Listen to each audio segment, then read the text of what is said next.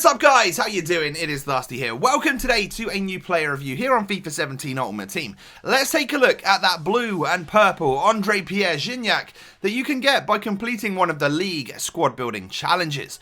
So the Frenchman is 86 rated, of course he is a striker, with 77 pace, 79 dribbling and 77 passing. He's also got 86 physical and 90 shooting. He is 6'2", of course, with medium work rates, right-footed with the very average 3-star skills and weak foot combo. Now, I've got a couple of different teams that you could put this guy in. Typically, I've tried to move away from using players from his league, as they're not necessarily the strongest players on the game.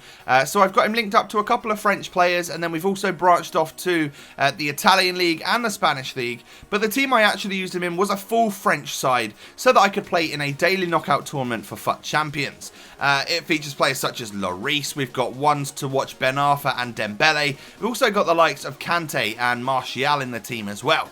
So when we take a look at the Frenchman's in-game stats, things are looking quite average in some places, such as his agility and balance, but he's also got great positioning, great finishing, and decent aerial ability. So, obviously, those increase somewhat when you use the basic chemistry style. I decided, however, to run with the engine chem style, because it would increase both his pace and dribbling, and his passing as well. It was really the pace and dribbling that I needed a little bit of extra help on. I wanted to get both of those stats over that 80 mark, because I was a little worried about going into a game with someone who's got such low agility and stuff, and not having much pace either. Now, moving on to the pros and cons for the player then. We're actually going to start with the positives today, which is different to normal. You could probably get an idea of how this review is going to go down just by looking at those pros and cons and the fact that we're going to talk positives first.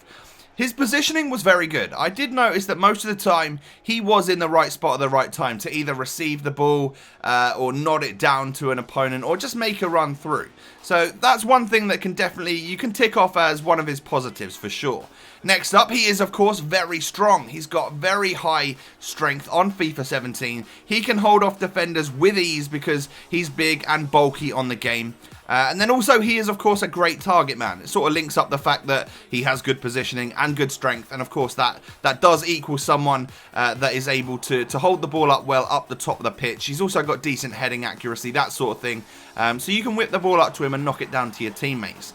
Now, unfortunately for me, those were the three main positives that I could really think of for this player, because the one word I would use to describe my experience when playing games with this guy is that it is just a massive struggle. It feels like hard work trying to score goals with Gignac, unfortunately. Now, I wanted to obviously be honest with you guys. It's a squad building challenge that you can complete in order to unlock this player.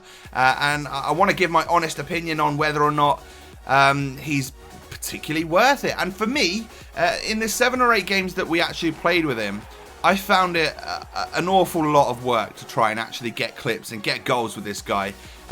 Maybe it was the fact that I was playing him as a one-striker formation, you know, on his own. Maybe he needs someone to work off of. But perhaps I'll go and use him again at some point and see how we get on. But really, his stamina was poor, so he runs out of steam, should I say, from around the 60th or 70th minute. His pace was lackluster. I didn't find his acceleration to be any good. He was okay when he got up to sprint speed, but in order to get up to that, it took a lot of work. His agility and balance, I have to say, were almost non-existent. He felt like, well, the word I would use to describe him is clunky. You get the ball with this 6'3" man, and you're hoping that you can sort of weave in and out of defenders somewhat. You know, it's obviously always going to be a bit of a struggle, but you can do it with players such as Zlatan Ibrahimovic, and Gignac is just not that kind of player. My advice for you, if using him, would be to get quick players down the wing, whip it into the box, and utilise his aerial ability, his aerial threat. Because that's probably it's probably the most successful way you'll score goals with this guy. He doesn't have much in terms of dribbling either, and of course his skills and weak foot are obviously 3-star.